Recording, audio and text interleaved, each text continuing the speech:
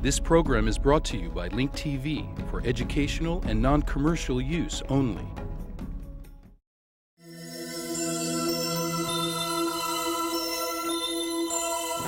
Mosaic, a daily news program from Link TV, presents a selection of news reports from independent and state-controlled broadcasters from throughout the Middle East.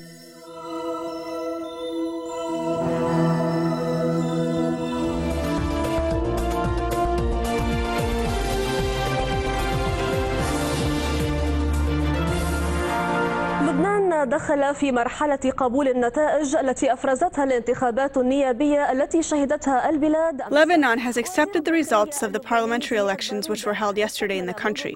A short while ago, the Lebanese Minister of Interior, Ziad Baroud, announced the results confirming what had already been predicted by initial reports. In a surprise twist and amidst heavy turnout, exceeding 50%, the March 14th coalition retained control of the parliament after defeating the March 8th coalition. The March 14th alliance won 71 seats, while the opposition won 57. The opposition said it accepts the results, which reflects the willpower of the nation. However, the opposition said that the majority must abide by certain principles, especially in regard to the issue of Hezbollah's weapons. Ilyam Shatri reports from Beirut. أبرزها عدم المساس بسلاح حزب الله. من بيروت إليان شاطري. These polling booths are holding envelopes enclosing votes casted by nearly 54% of registered voters in Lebanon.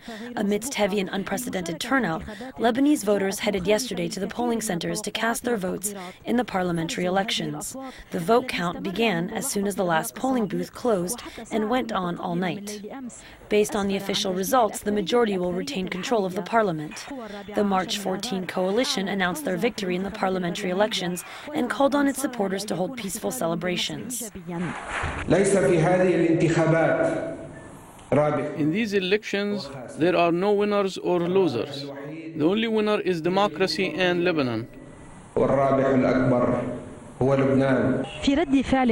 its first reaction, the opposition announced its acceptance of the results because it said it reflects the willpower of the nation. However, some candidates said they will file grievances with the Constitutional Council against some electoral departments, citing election irregularities. In numbers, the majority won 71 seats, while the opposition won 57 seats. Meanwhile, the Lebanese Minister of Interior, Ziad Baroud, announced this morning the official results, confirming what had already been predicted by the nearly 15 electoral departments. Politically, the results give the majority the power to retain control of the parliament. Meanwhile, the head of the Change and Reform Coalition, Michel Aoun, will retain control over the Lebanese Christian representation in Jbel, Kisroen, and Matin, in addition to Babda, which was lost by the loyalists. In addition, the majority took parliamentary control over the districts of Zahla and Sidon. It also retained control over the districts of Beirut, Kora, Batoun, West Bekaa, and others. June 7th didn't bring any changes to the political equation in Lebanon. On the contrary, it deepened the division, which has dominated the political spectrum, with minor changes stemming from the fact that the majority is becoming more dominant and the minority is more marginalized.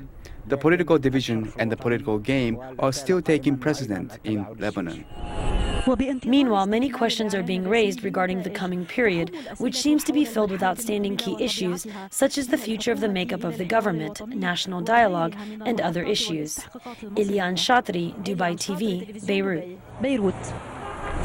We're joined from Beirut by Ibrahim Dayram, a journalist and writer at the Nahar newspaper. Mr. Dayram, welcome. Will the results of the parliamentary elections, which led to the victory of the loyalists over the opposition, bring Lebanon back to a state of internal division and political disagreement? The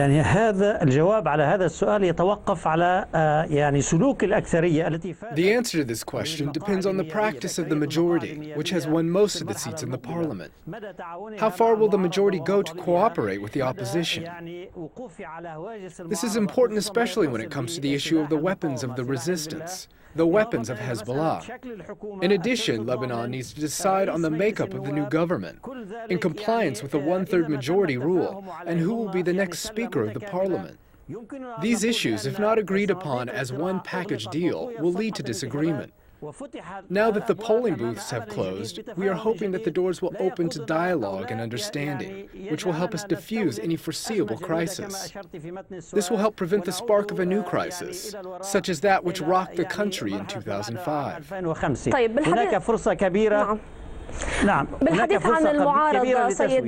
As far as the opposition is concerned, Hezbollah confirmed that the crisis is still there even after the announcements of the election.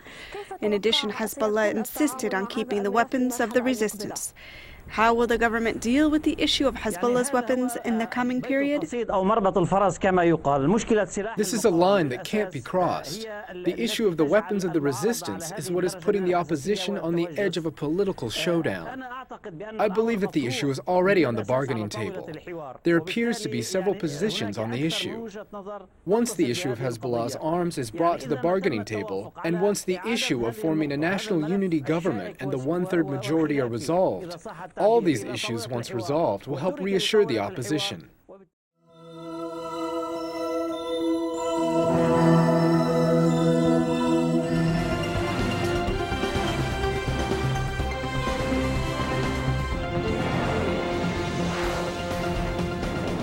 Hezbollah leader Sayyid Hassan Nasrallah says Lebanon's opposition will play a significant role in the country's future. Nasrallah said the path of resistance is popular and shows the dignity of the people.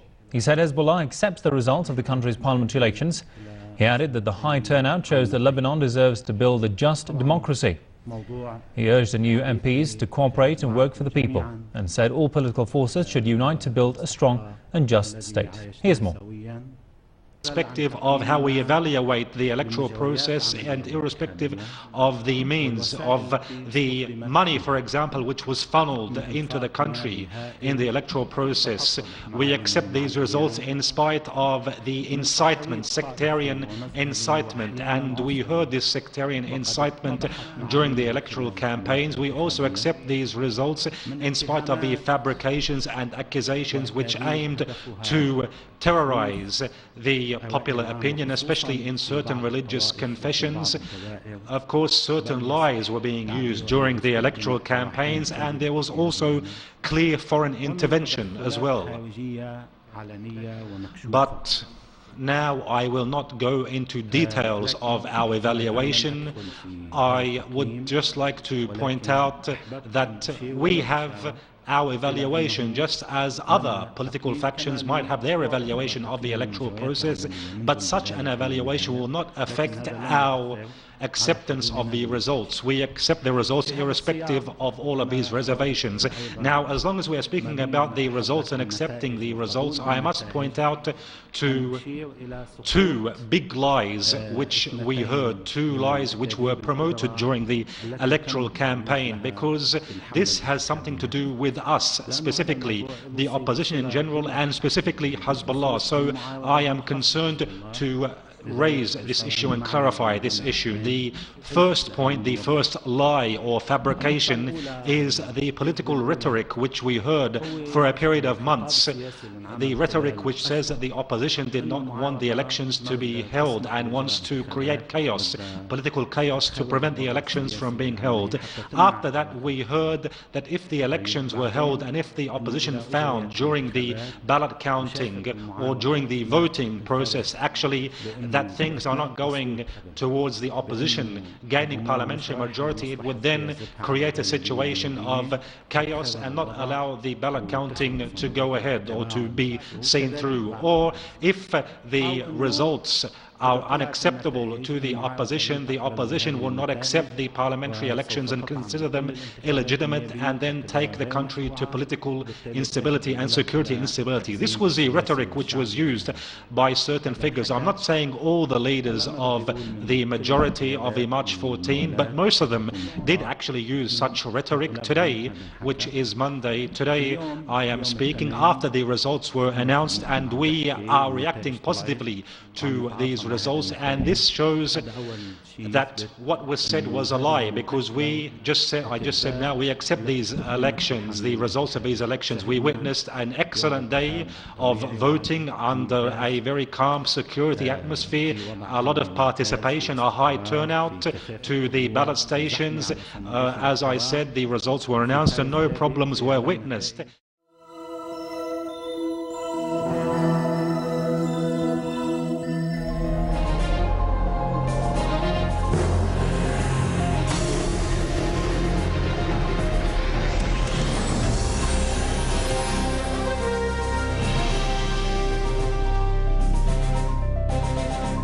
قدم النائب الكويتي مسلم البراك طلبا لاستجواب وزير الداخلية الكويتي. Kuwaiti Parliament member Muslim al-Barak submitted a request to question the Kuwaiti Interior Minister, accusing him of limiting freedoms, harming the election process, and wasting public funds. This request for questioning came less than a month after the election of the new parliament in Kuwait. These elections were prompted by a request by 30 members to question the Prime Minister. Member al-Barak said that it is a constitutional right to submit a request to question the minister. He rejected accusations that he's attempting to create political turmoil in the country. Joining us from Kuwait is the Al Jazeera bureau chief, Saad Al-Anezi. Saad, considering the recent past, to what extent will this request create a crisis in the political situation in Kuwait? الوضع السياسي في الكويت فعلا. نعم، هناك آراء تتباين الآراء حول ما الذي سيحدث في الأيام القليلة القادمة. Yes, well, in the next few days, we will find out what will happen. This request is not for the Prime Minister, but for a minister.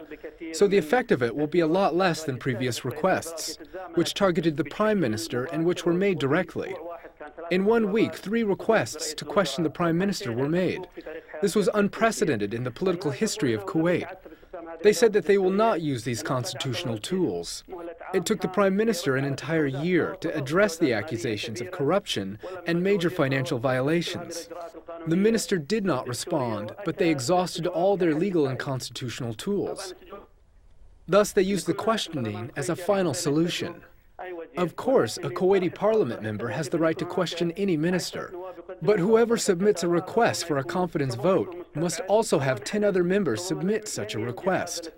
But this is being ruled out for now, or if it did happen, the request will not succeed in holding a confidence vote for the minister. After these latest elections, the current situation in Kuwait has notably changed. There is a different atmosphere that makes it difficult to allow for such efforts to create a crisis. There are also attempts by many members to act outside the framework of the Constitution, perhaps by resorting to a constitutional court, promoting a minister, developing the articles for the questioning of the minister, or even perhaps by dissolving the disputing committees in the parliament. However, the other opinion is that there is a crisis developing and it is already started. Some are afraid that it will take the country into a dark tunnel and perhaps lead it to an unconstitutional war. This is very much ruled out right now after the last elections, which dissolved a parliament that was differing at all levels. Thank you, Saad Al-Anezi from Kuwait.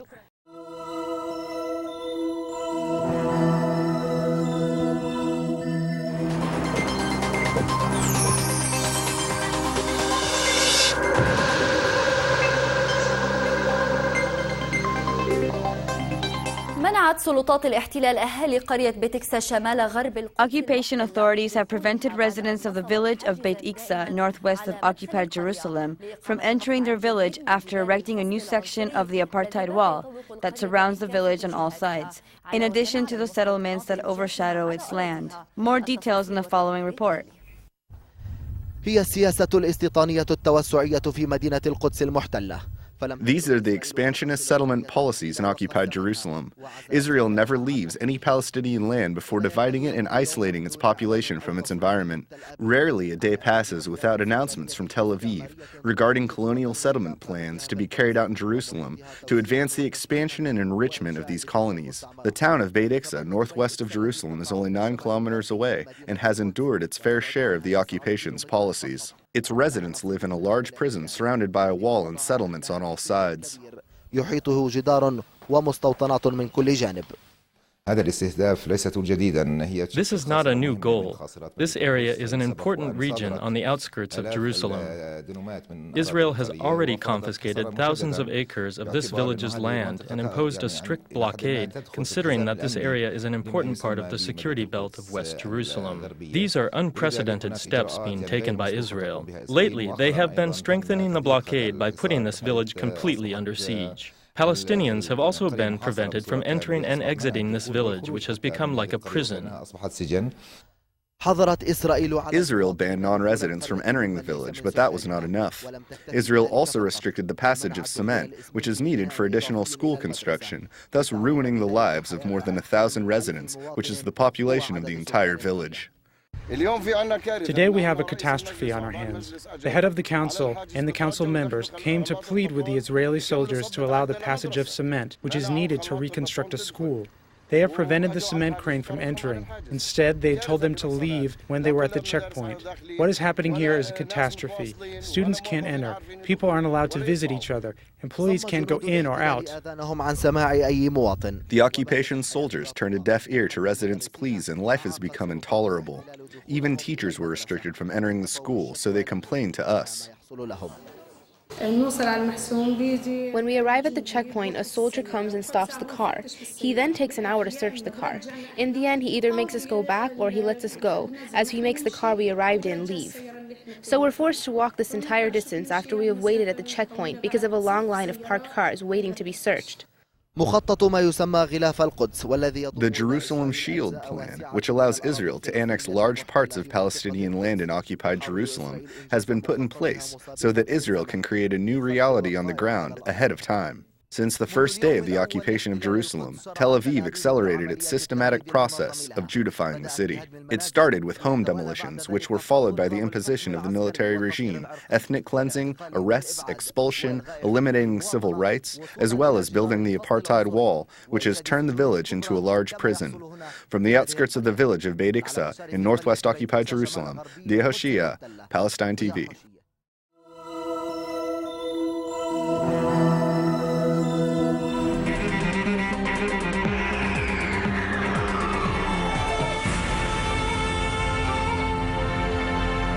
The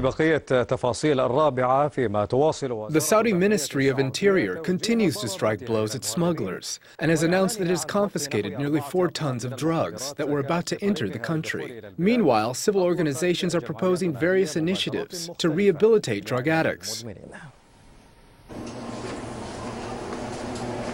Muhammad al-Qahtani became addicted to drugs when he was an adolescent, and his addiction continued for many years before he became rehabilitated and decided to help other victims of addiction. Muhammad serves as a guidance counselor for addicts. He speaks about the suffering he endured to high school and university students as part of a rehabilitation program for drug addicts that addresses biological, social, psychological, and even religious factors. An addict that wants to be rehabilitated is helpless and hanging by a string. So when you extend your hand to help him, he will definitely accept it and change his mind. You want him to like you as a person so he feels safe. If that happens with the guide, it is good so that the addict can open up. Some addicts do not open up. The efforts to combat drug addiction in Saudi Arabia are not limited to this program. Security authorities have also intensified their efforts to prohibit smuggling operations. One of these security operations resulted in the confiscation of nearly 4 tons of drugs, which were being transported to Saudi Arabia by a gang that included dozens of Saudis and people of other nationalities.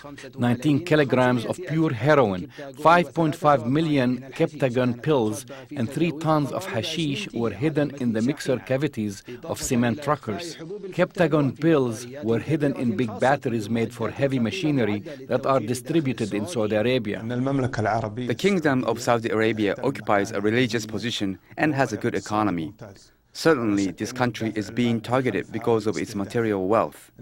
The large amounts of drugs are evidence that the kingdom is being targeted by evil and corrupt gangs for material gain and to destroy the minds of the youth. Studies by the General Administration for Combating Drugs say drug use and addiction is a result of social and personal conditions. These are the conditions that specialized fronts are trying to address. Psychologists in Saudi Arabia confirmed that 83% of drug addicts were cigarette smokers before the age of 18. Abdullah Rakaf, Al-Arabiya, Riyadh.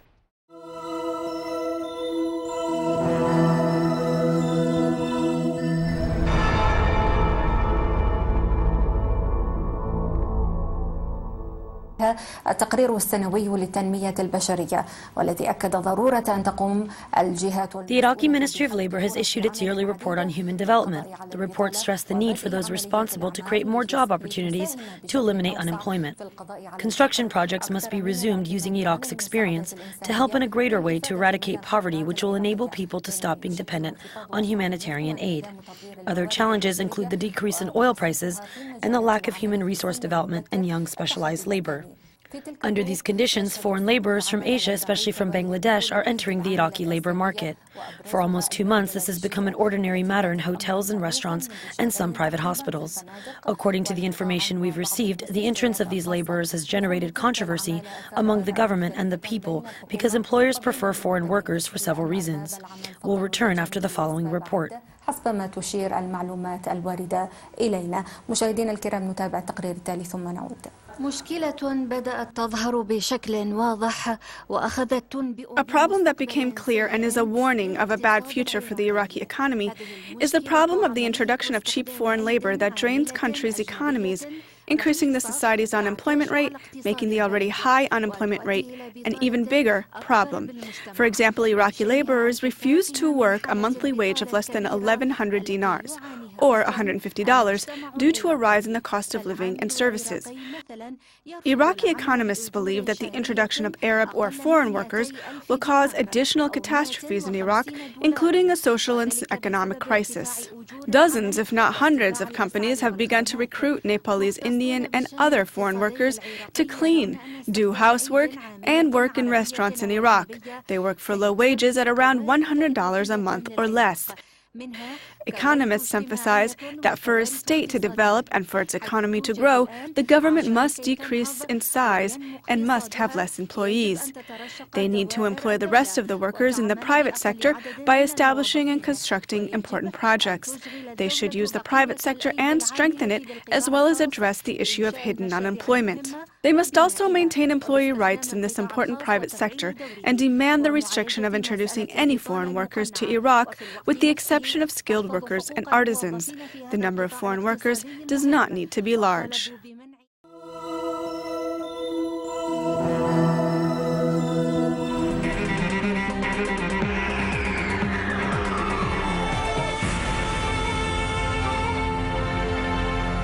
It has been estimated that over 26,000 people are killed annually in traffic accidents across the Arab world. In addition, nearly 250,000 are injured annually in traffic accidents. These horrifying figures depict the disturbing reality on Arab roads. الأطفال والشباب العرب بين سن 25 و25 Arab youth and children between the ages of 5 and 25 are in greater danger, a danger that many tend to ignore until they're struck by it. This danger has to do with traffic accidents in the Arab world, where reckless driving is often the cause. The ratio between the number of Arab traffic fatalities and the total population is the highest in the world. Traffic accidents are the second leading cause of death among people between the ages 5 and 25. The United Arab Emirates, capital of Dubai, has one of the highest rates of traffic fatalities in the world. Traffic accidents are the leading cause of death in Dubai, amounting to nearly 69% of all deaths. In contrast, nearly 13% of deaths in Dubai were blamed on industrial or job-related accidents. وذلك مقارنة ب13% يموتون في حوادث العمل. It is unfortunate to see these large numbers of incidents of death. For example, traffic accidents in the Emirate of Abu Dhabi are claiming the lives of many young adults. Reckless driving has been identified as the main reason for soaring traffic accidents in the Arab world. It has been noted that many parents who drive are failing to fasten their children in seatbelts, especially when riding in the front seat. In general, most Arab motorists continue to ignore their safety rule of seatbelts. This is combined with the issue of excessive speed. We are asking everyone to obey driving and traffic safety rules, which include seat belts and not allowing children under the age of 8 to sit in the front seat of a car. We are also urging all drivers to obey traffic laws pertaining to yielding, passing, and safe driving. All drivers are urged to obey speed limits and avoid excessive speeding. Traffic accidents are causing property damage exceeding $800 billion annually. annually. In addition, over 2 million people are killed annually in traffic accidents across the world. Sarah Al-Dendrawi, Al-Arabiya. Get more news about the Middle East online at linktv.org/Mosaic. The Mosaic webpage offers a complete archive of Mosaic programs, program transcripts, the Mosaic video podcast, and the Mosaic Intelligence Report, a weekly analysis of the hottest stories from the Middle East. The views expressed on Mosaic are those of the participating broadcasters, not Link TV or its sponsors. The production of Mosaic is made possible with the support of viewers like you. Thank you.